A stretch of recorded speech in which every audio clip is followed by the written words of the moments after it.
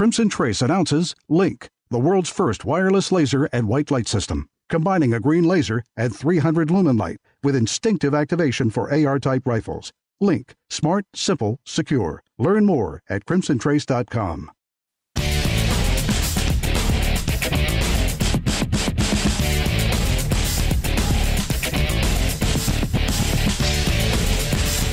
Welcome back to another hour of Gun Talk.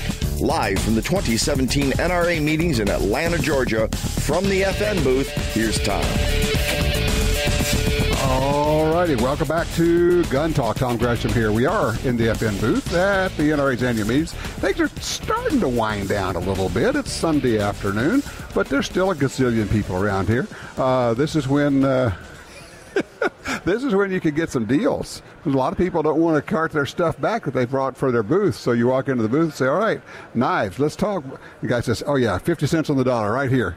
We're joined right now by Alan Gottlieb from the Second Amendment Foundation. Alan, talk to me because I hadn't even had a chance to work on getting your mic set up there. So how are you? I'm doing great, Tom. There we go. You're looking good, too. For the third day of this, you're standing up pretty well. I'm sitting down now. You notice I'm sitting down now, so we're doing this pretty but you, too. It does beat you up, but it is also just tons of fun because you see all the people that you know. And, you got people who come into your booth and talk to you about everything, really, literally everything that's going on. Politics, of course, with the SAF. Yeah, but the great thing is that you're with friends. Yeah. It really feels good. It charges your batteries back up. It's like, you realize you're not out there all by yourself on the battlefield.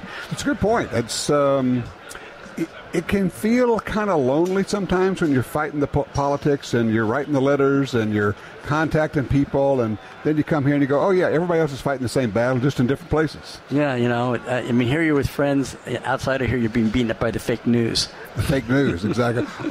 I loved it. I saw we had, 20, 30 protesters out here, and the news stories locally said hundreds of protesters. I go, really? You guys are still up to that old trick? Well, did you see the camera angles? They take pictures of it to make it look like there were hundreds when there weren't. They're careful about that. There's the fake news for you. Yeah, and they walked by when Trump was here a couple of days ago. They had all of the TV trucks out in front, and a fellow who was with our crew said he was standing there and he had heard a producer talking to one of the camera guys and said, well, what do you want? He says, I don't know, just grab somebody typical. So they're going to be looking for what they think is the typical NRA guy, which is going to be the guy in the bib overalls or whatever. They're always selling and slanting, aren't they? Yeah, and we were just talking about it at the Second Amendment Foundation booth. That if you look around the floor, who's here, it's such a cross-section of America. Doctors, lawyers, dentists, blue-collar guys on the assembly line. Men, women, black, white, a lot more women, matter, and a lot more women. Sure. Yes, absolutely true. And, and everywhere you go, and I know people, they may not believe me, but everywhere you go, people are polite. They hold open doors for each other. They're saying thank you. We just had somebody say, a policeman was saying, he's never had so many people thank him for just doing his job. Yes. I've heard it. I've seen it all through the hall.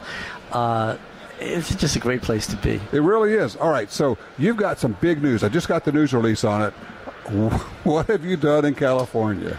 Well, we filed another suit in federal court against the state of California.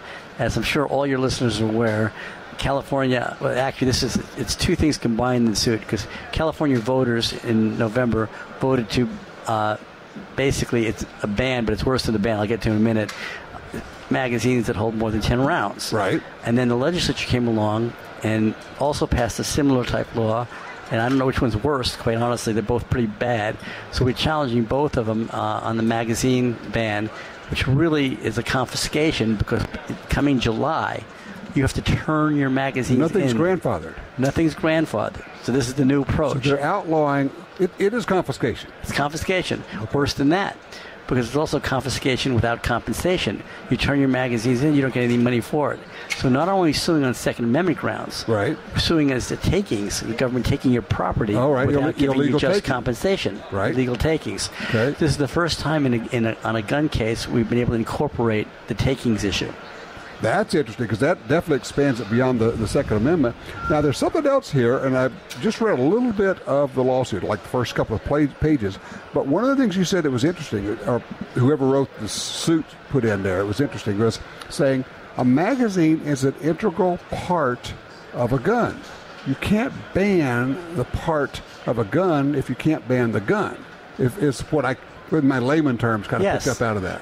Yeah, and that's our argument, and I think it has a lot of merit to it, and that's the first time that's being raised in court as well. Right. So we're expanding out the fact, we've already done like our cases like in Chicago with Ezel where they banned gun ranges. Right. And, we argued you can't ban a gun range because that's an infringement on your Second Amendment right.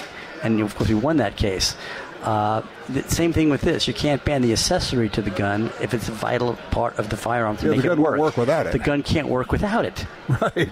So it is. It's illegal takings. It is a violation of Second Amendment rights, and it is total confiscation, as you say, without compensation. Right. So now we actually have. With the anti-gunners, and now we can now talk about, yes, there really is confiscation. Yeah, because they always say, well, nobody's ever... No, actually, they have confiscated before, and this is confiscation. Yeah, we're not taking your guns away. That's what they always say, right? Right, but they are. But actually, in this case, you are. Well, and they've done that before in California, where they said, yeah, it's legal to own, I forget what it was, I think it was SKS, and then they came back later and says, well, we've kind of changed our mind on that, and now you can't own them anymore. Yeah, I mean, it's California is just, it's crazy. And the Ninth Circuit Court of Appeals, basically, out of California, has been thumbing their nose at the Heller and McDonald decisions from the Supreme Court, knowing it was a 4-4 tie. And if they rule against us on anything... their word was the final word because... Their word becomes the final word. Yes. Now they don't have that, and the fifth vote is now on our side, so to speak. So crystal ball that one for me. We have Neil Gorsuch on the Supreme Court. We think, knock on wood, we're going to have a 5-4 vote on this. How does that change your strategy for all of these lawsuits? Well, what happened was last year, about midway through the year, we slowed down a lot of our cases that were in the courts rather than pushing the court calendars forward. We slowed them down because we were very much fear of who the next judge is going to be. And, of course, with the 4-4 tie, we had some problems in the circus. Sure. So we slowed things down, and then we also stopped filing some suits that we had on the drawing board that we wanted to file.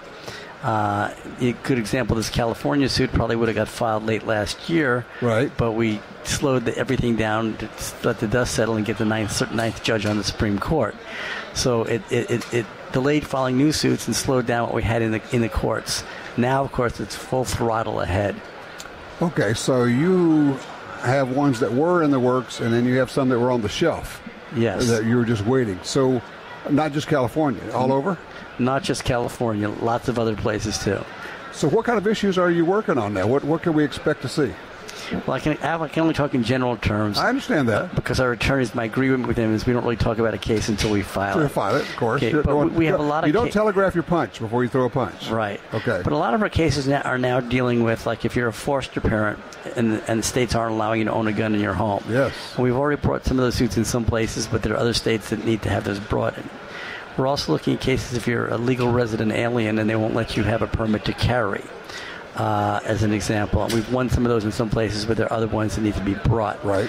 We've got some, and we're looking now, quite frankly, in Illinois. I don't know if you're aware, but the state of Illinois is passing a new law licensing gun dealers in the state and making it next impossible to be a gun dealer. Right. That's when they'll probably end up being challenged as well. Right now it's passed the state Senate. It looks like it's going to pass the lower house. There's a lot of horse trading going on where trading away Second Amendment rights. I'll vote for your bill if you vote for my bill. And so we're finding, I'm discovering Illinois, Louisiana, your home state, used to be one of the most corrupt states in the country. Well, we'd like to hold on to that if we could. We would like to be the champions of that. Yeah, well, let me tell you. Illinois is giving us a real run for the money. Illinois is giving you a real run for the money these days. And, of course, Illinois is a state we've had our most successes in courts. Absolutely. I mean, McDonald, Ezel, Moore versus Madigan, got rid of the gun range ban, got rid of the ban on carry, got rid of the ban on owning a gun in your own home. Yep. So we're used to doing battle in Illinois. You would think they would have learned by now. At a certain point, do you get just tired of losing? Because they keep losing on this thing. Well, I'll tell you something. What they've learned, though, is how to use the taxpayer dollars to tie our suits up to make them last 3 times as long And they did do that. They've done that. And to cost us a small fortune. Well, what they're doing, run up our bill. They're trying to basically say, well, these guys can't last long enough. We'll just spin them out of existence. Yeah. I understand. And we're getting a lot of that out of Illinois. We get a lot of that out of California now. I mean, California's doing it. It's sort of like the legal community against gun violence has figured out how to work with these attorney generals in the various states to run up our bills. And it's definitely going on. Do you think that that's just happening, or is that the plan? It's the plan. It is. It's the plan. Good, okay. The more they run up our bills, the harder it is to raise the money to bring the suits, which means less suits get brought. And, they figured that out. Wow. That's, all's fair in love and war, and definitely this is war. It's war. It really is war. So, all right. Hold on, Secretary Allen. We'll take a quick break here. We're in the FN booth at the NRA's annual meetings. Our number, if you'd like to join us real quickly, we will take a call or two, 866-TALK-GUN, or just dial Tom Talk Gun. We'll be right back.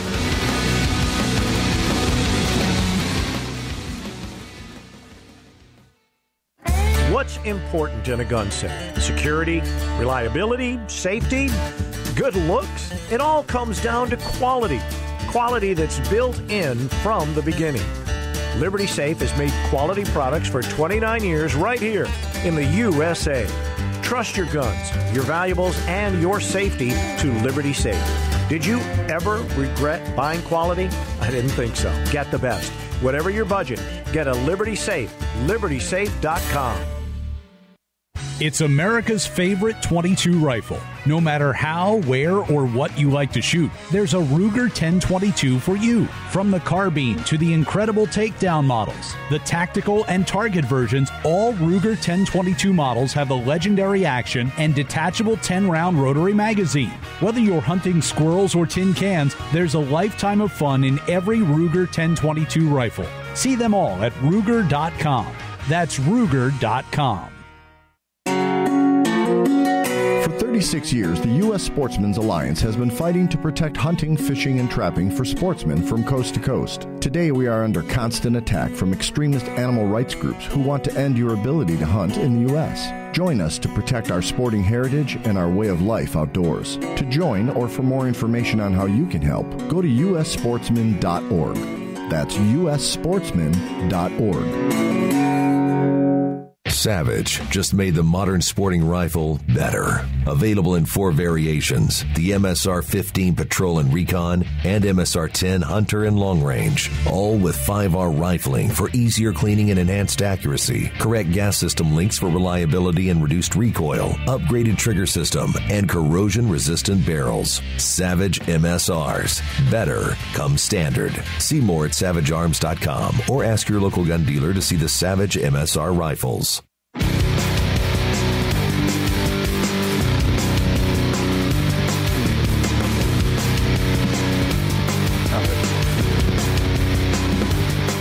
All right, back with you, Tom Gresham. It's Gun Talk. We're in the FN booth here at the NRA's annual meetings. We're swapping stories with shooters and pilots and talking about just having a good old time over here. Folks who listen to Gun Talk, and we really do appreciate that. Visiting with my longtime friend, Alan Gottlieb from the Second Amendment Foundation and the Citizens Committee for the Right to Keep and Bear Arms. Didn't tell you I was going to talk about this, but let's talk about GRPC, Gun Rights Policy Conference. Super. I had a guy come up to me here. He says, I went to GRPC because I heard you talking about it year after year, and he just said, that is simply amazing. I said, yeah, you can't believe that it's free. He said, it's all free. And you go to this thing, and it's like everybody in the gun rights world is there. It's the coolest thing. How many years has this been going on now? Who would do that to me? 33 years? 32 years. 32 years. 32. Holy cow. That's amazing. Yeah, I figured out there's been now something like about 15,000 different people that have gone through the Gun Rights Policy Conference now over the years. And yeah, it's free, and they get the big stack of books for a Second Amendment library they go away with, and everybody... I mean, you get a stack of books you could hardly pick up and walk off with. They're all free. Yeah, last year, I think we had a record number of speakers. I think we broke 70 speakers that actually spoke from the podium. And this year it's Dallas? It's in Dallas, yeah, at the airport, a hotel at the airport, last weekend in September. Last weekend in September in Dallas. And information about it's already online at SAF's website at saf.org. saf.org. You get there, you got to take care of your own hotel, obviously, or if you're local, you don't have to stay at a hotel, but there's no charge to attend. There's a cocktail party, kind of a meet and greet, and then you've got all day Saturday and half a day Sunday. Yeah, we provide lunch. Yeah. You basically some of your meals are taken care of. All the materials are free. All the speakers you get to meet. It's like finding out. It's like being on the inside of the gun rights movement. You walk around and say, "Oh yeah, I'm talking to Alan Gottlieb and John Lott and Alan Gura and you never." And Tom Gresham. Yeah, well, yeah. They can recover from that. But it really is amazing. You know what? It goes back to what you said about this. When you go there, when you come away, your battery has been recharged because you've been fighting this battle in the state, and you're going, man, it's just like it's a lonely battle. And then you talk to people in other states, and they've got, oh, well, this is how we handle that problem. You go, oh, we might be able to do that. Yeah, what I love about it is the number of things that somebody comes up with something in their state, talks about a GRPC, and it spreads like wildfire, and all of a sudden it's in a lot of other states. Right. Constitutional carry, good example. That's true. Lots of things germinate at a GRPC, and then all of a sudden it's all over. It's just great to watch. You will also meet people there that you probably wouldn't have bumped into in any other walk of life, and it kind of goes back to what you were saying of the diversity that we have here. Is you're going, well, that person does this for a living. I would probably never run into that person. But the love of gun rights, the love of constitutional rights cuts across all of it, no matter who you are, where you are, what you do.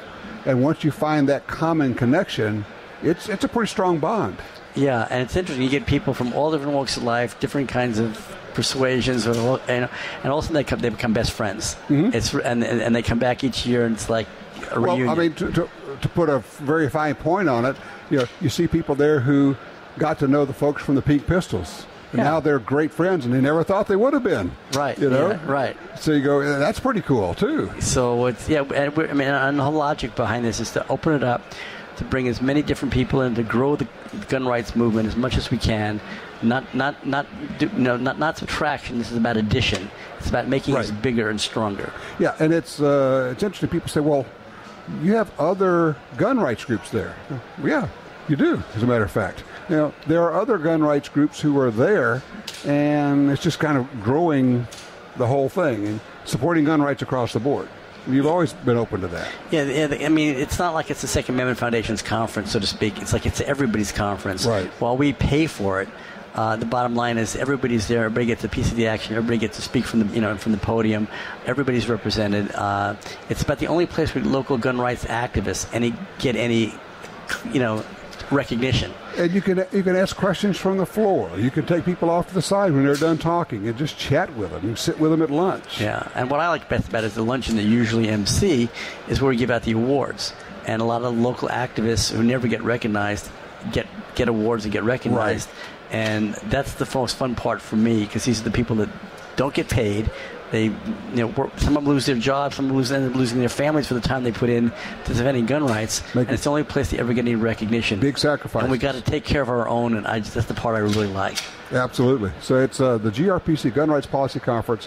You can find all the information on the Second Amendment Foundation's website, saf.org. Last weekend in September this year. Last weekend in September in Dallas. It's usually right next to the airport. We're at the Westin Hotel at the DFW airport. Okay, so it is the Westin right at the airport. So if you fly in, you don't have to go anywhere else. You're there. You're there.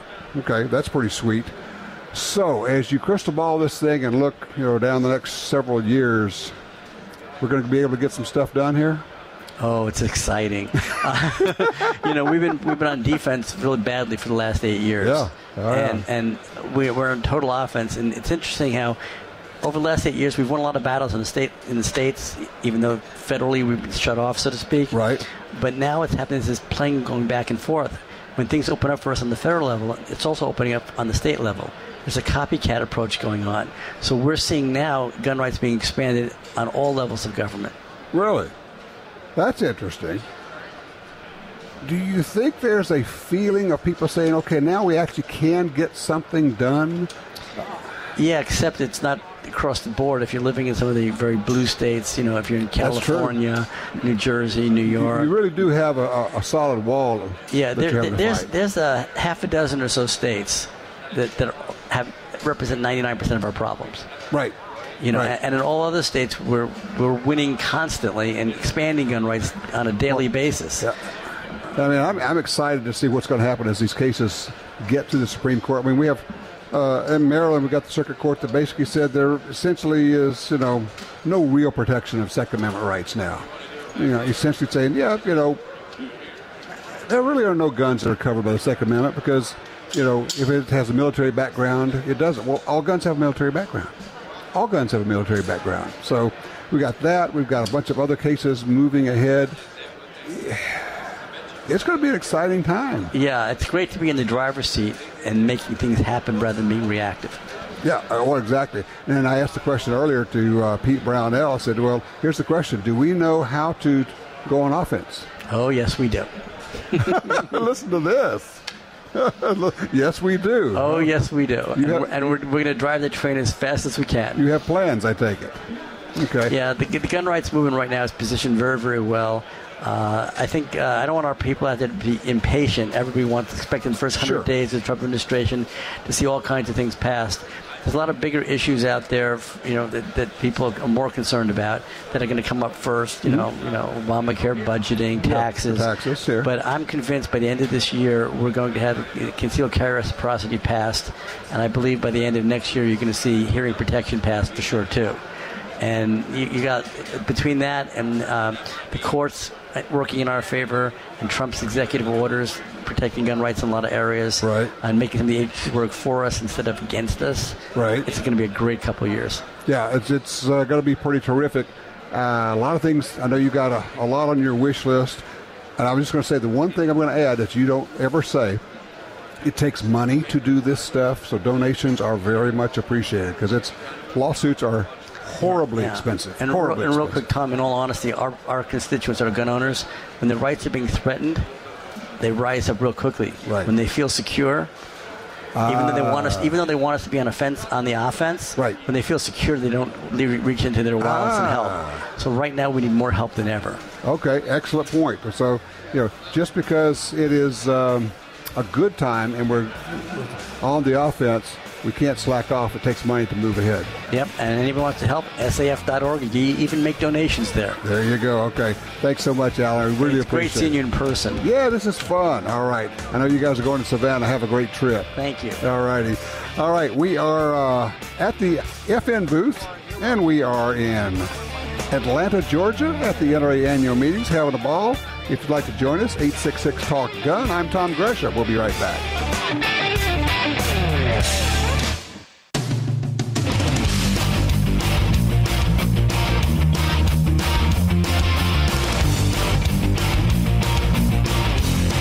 Welcome back to Gun Talk, where we're live from the 2017 NRA meeting in Atlanta, Georgia.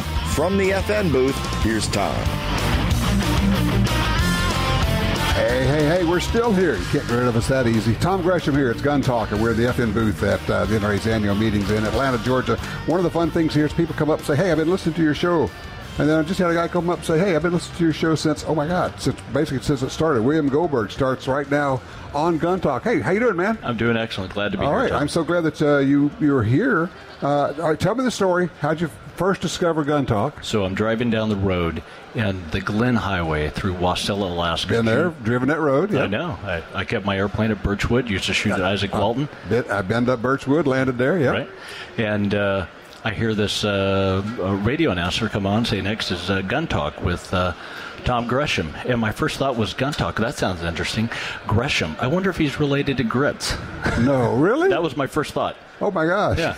And lo and behold, you are. 1995. Yep, June of 95.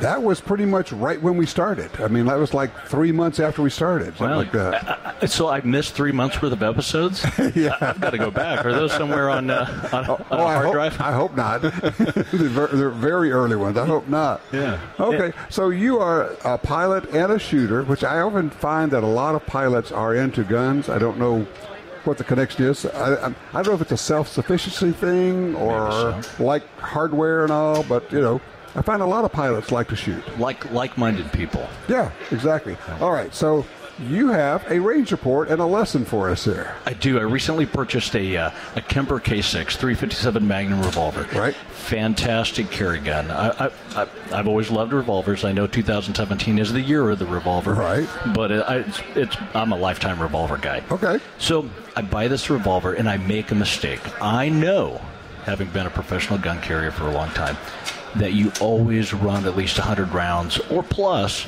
of the defensive ammo you're going to carry in that gun before you carry it for real. Right. But I didn't do that. It's a revolver. What can go wrong? What can go wrong?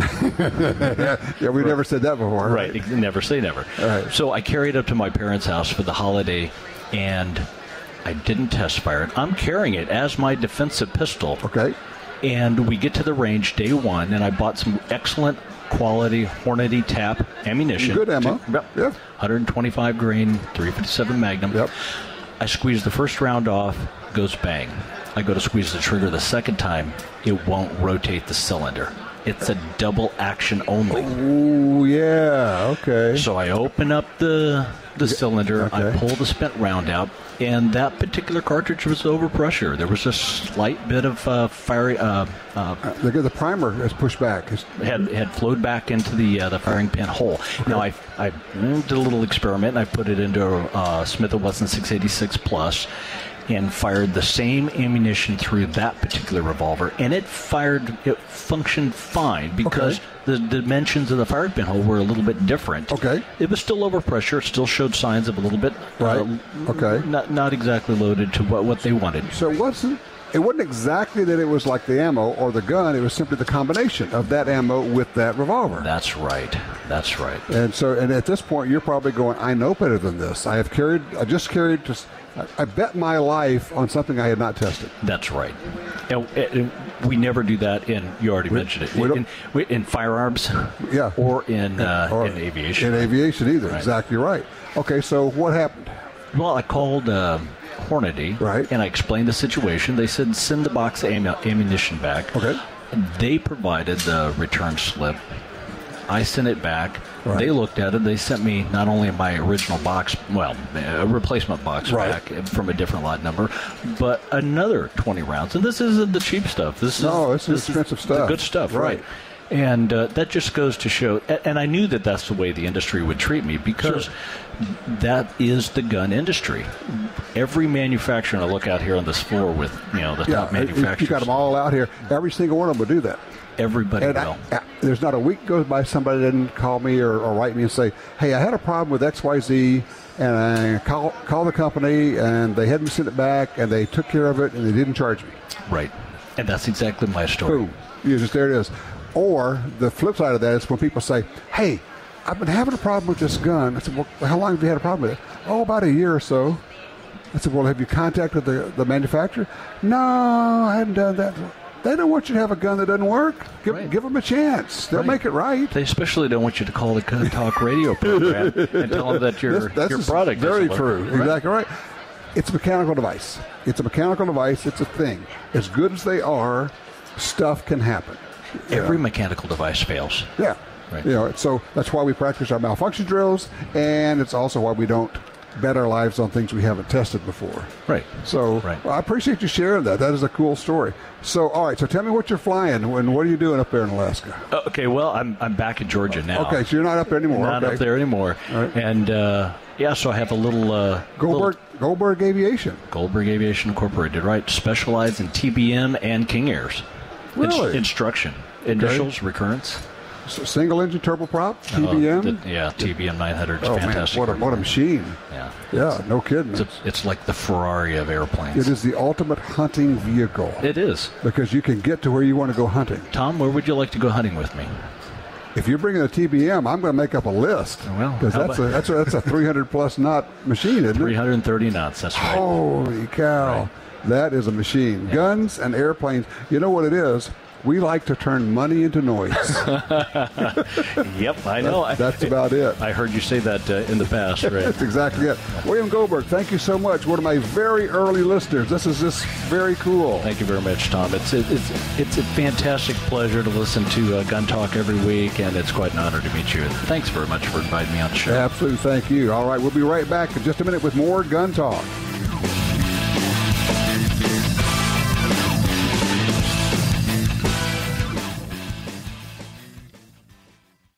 Alien Gear Holsters, the most comfortable and concealable holsters on the planet, is offering big savings with our new 2-holster combo. Now you can buy 2 complete holsters for as little as $49.88. Choose from any available holster styles and colors for the guns of your choice. All of Alien Gear's quality products are made right here in the USA and include a 30-day trial, forever warranty, and free shell trades for life. Visit aliengearholsters.com today.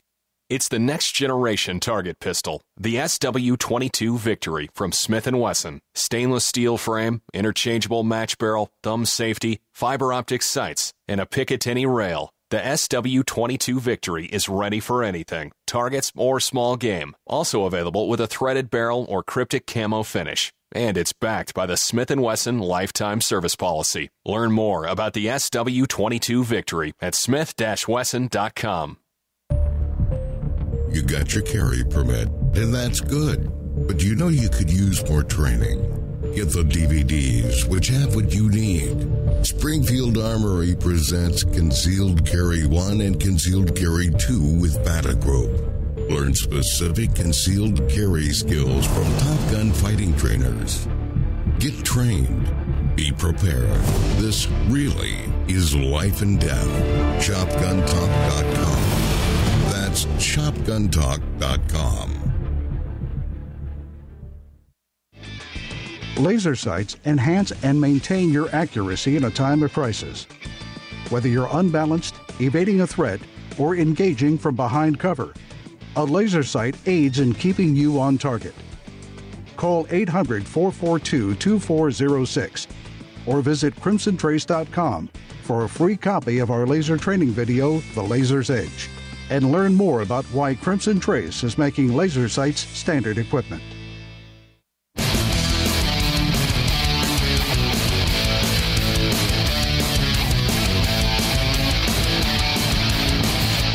All right, back with you. Our number 866-TALK-GUN if you'd like to join us to give it a holler right now. Call in, we will just punch you in and find out who you are. Because it's fun, it's live. It is live radio. We're in the FN booth over here. I'm looking at all the cool stuff, and it is pretty amazing as I'm just kind of watching what's going on. The NRA show, it's hard to describe. It is enormous. In fact, at the, where are we? The World Congress Center. I don't know how many levels there are here because I have been lost on so many of them so far. It is pretty outrageous. So I tell you what, we have, all right, we never do this on live radio, but we're going to do this one time. We have somebody calling. We're going to punch in and find out who it is. Go ahead. Hello, you're on Gun Talk. Hello. Hello, how are you? Hey, good. It's Justin from Granite City. How you doing? Well, you're on Gun Talk. You are live right now, and I'm in at the NRA in your meetings. How can we help you? Well, I need to know some information about night vision. Night vision. I have I've got a buddy of mine who is actually getting a Ruger precision rifle, 6.5 Creedmoor. Okay. And he's going to be getting his hands on a Zeiss scope. He's not going, the $3,000 level, but he's looking around $1,500 for that. Okay. But he also wants to get some night vision to go along with it. Okay. So he's not afraid to spend money on something. Obviously getting his Zeiss and whatnot. So, but he wants the best bang for his buck. He knows that all because you pay $5,000 for something doesn't mean it's worth it. But it's best bang for your buck type of stuff. Sure. Yeah. Now, I guess the question is, he wants to put night vision on his rifle, but he's getting a Zeiss scope. So, does he want to have something that works with the Zeiss scope, or something he could pop the scope off and put night vision on? Well, that's kind of. I don't think he's going to be getting a whole lot of time with it. So maybe something that will adapt to it. Yeah, that may be more problematic to get that set up, especially with that particular rifle. He may want to just get two different optics. So he's got his Zeiss for his long-range shooting or regular shooting, and then you can pop that off and put a night vision or even a thermal, depending on what he wants to do and how far he wants to shoot. Because I will tell you, thermal is pretty awesome for night stuff. It just changes the world. So Yeah, so I don't know which way he wants to go. I would look at maybe there are several different companies that do that. ATN is certainly one of the leaders in that world. But when you start working in the whole night vision and thermal, there's a lot of technology coming down the pike right now. So I would say do a little bit of research, but definitely look at ATN as an option there. Okay, so you would definitely go with ATN first. Is there anybody else you might? That's where I would start, but there are so many players in that world, and it changes a lot. There are a lot of people bringing in new technology all the time. I would just say do a whole bunch of research. I don't have my stuff with me here on location to be able to help you look up some names, but that's probably where I would start. All right, sir. I appreciate it. Thank you. All right. Thank you. All right. We are joined right now by my good friend, Doug Ritter from Knife Rights, with a really cool story. You guys kind of knocked one out of the park, partner. We sure did. So what'd you do? Well, as you know, for the last 6 years, we've donated a knife to ILA that we worked. Institute for Legislative Action for the NRA. Yep. For the NRA, to raise money. And over the last 5 years, we've raised about $125,000. Okay, over 5 years. Over 5 years. And we got a wonderful knife this year with Master Smith J.R. Cook and Barry Lee Hands, who's president of the Firearms Engravers Guild. Right. Did the engraving. And it sold for $120,000 at the Isla auction on Friday. $120,000. Yep, we doubled our contribution to almost $250,000. If you include the knives we've done for the Women's Leadership Forum, we've helped raise over $250,000 for NRA. The Knife Right says we are the second front in the defense of the Second Amendment. You've had some really good successes recently too, haven't you? We have. We got Colorado, which was great. What happened in Colorado? We got rid of their switchblade ban. You can now carry, well, as of August, when it goes into effect, you can carry a switchblade. That governor signed our bill. Wow. Much to a lot of people's amazement. I was going to say, a lot of people were surprised by that one. Yeah. Well, we've talked about this before. We get a lot of support from the other side. That was, as many of our bills are, a bipartisan bill. So you get support from the left because, and frankly, I'm just going to throw it out there, they're seeing some of their constituency being hassled for carrying a regular pocket knife that we all carry, but they may actually be getting a disproportionate hit on it. That's a polite way to say that. I thought I was being careful and polite there. Did I do okay, Doug? You did okay. It's it is a criminal justice reform issue. Yes. We look at it as a Second Amendment issue, but for a lot of people, it's criminal justice reform. That's why our New York bill, we've got the NAACP and the ACLU, and organizations that would never touch a gun bill. Right. Because their constituency are being impacted excessively. Well, explain what we're talking about, because, like, for instance, in New York, carrying the pocket knife that I'm carrying in my pocket right now, if I walked down the street and had this clip on, I would possibly be stopped by a police officer, and if he could open that just by flicking a wrist... Which almost any knife can be opened that way if you practice it enough. Okay, and you will be arrested and face a possible year in jail. And over 60,000 people have been arrested and gone through the system. And if you happen to have a record, like even a misdemeanor 30 or 40 years ago, right, it's now eligible for being a felony. And almost all of those get upgraded to a felony. Really? Yeah. 60,000 so far. Yeah. But I need to let everyone know, we have the best raffle going on in the country. I'm going to hold you over the break. We're going to come back. We're going to talk about the raffle, because we can't do it in 30 seconds because it's too big. All right. We're talking with Doug Ritter from Knife Rights. By the way, if you want to look it up, all the information on this raffle is on the website kniferights.org. Right? Yes. Okay. kniferights.org. And you do not have to spend $120,000 to get a knife there. No, and we have a $15,000 knife you can win. You can win. You can win. Just by buying a raffle ticket. Yep. Cool. Okay, we'll talk about that when we come back. All right, don't go far. We are at the NRA's annual meetings in Atlanta. We're in the FN booth, having a ball here, visiting with all of our friends. I'm Tom Gresham. This is Gun Talk. Wish you were here, but maybe you'll make it next year.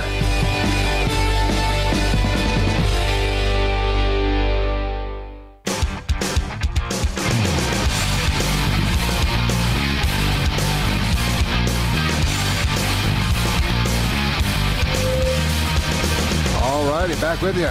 Turn that feedback down, Tom. Got everyone's attention. Yes, I did. Doug Ritter is joining me here from Knife Rights.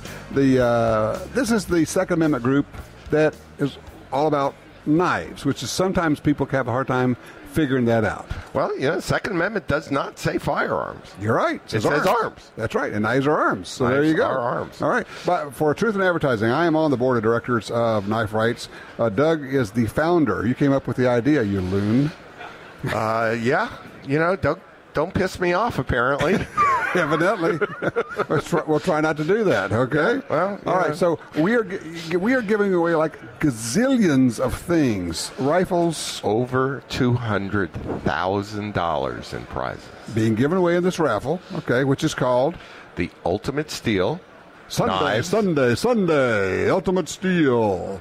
Knives, guns, and more spectacular. As more spectacular comes in as massive optics and silencers, suppressors. All are long guns, but the 122 has have silencers, loopholed optics, lucid optics.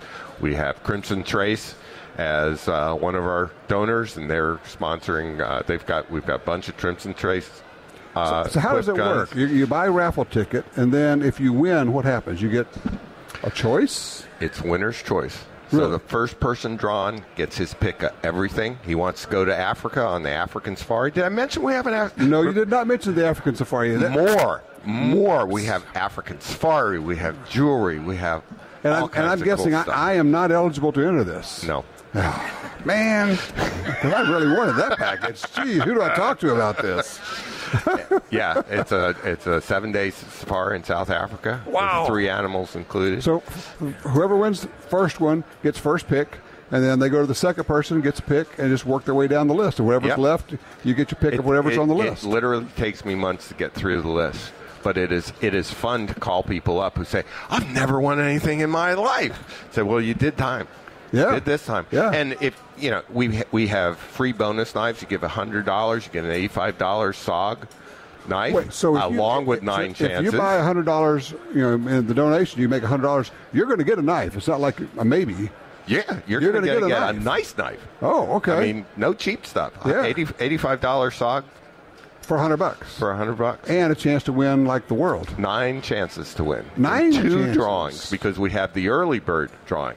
Okay. So that's $30,000 worth of production knives and tools and sharpeners. You said there's a $15,000 knife in this package? Yep. We have a Ray Rybar's Trump All-American Bowie. And he calls it the Trump All-American Bowie because he finished it the week of the election. Oh, wow. That's cool. It is extraordinary.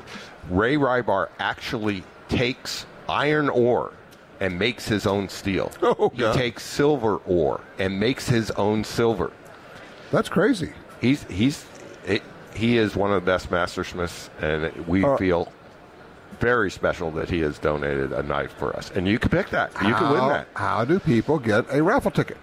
Go to ultimatesteel.org.